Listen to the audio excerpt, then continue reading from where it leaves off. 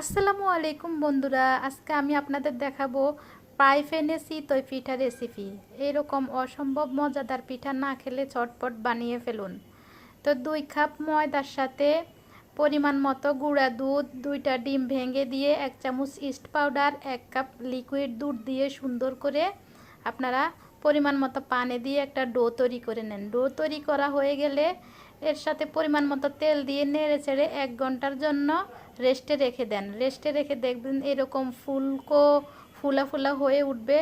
হয়ে ওঠার পরে আপনারা সুন্দর করে নেড়ে চেড়ে নরম একটা ডো তৈরি করে তারপরে ফ্রাই প্যানে দিয়ে দেন। ফ্রাই প্যানে দিয়ে দেখেন সুন্দর কতগুলো ফোর উঠেছে। সুন্দর হয়ে গেছে পিঠা রেসিপি। চিতই পিঠা অসম্ভব মজাদার।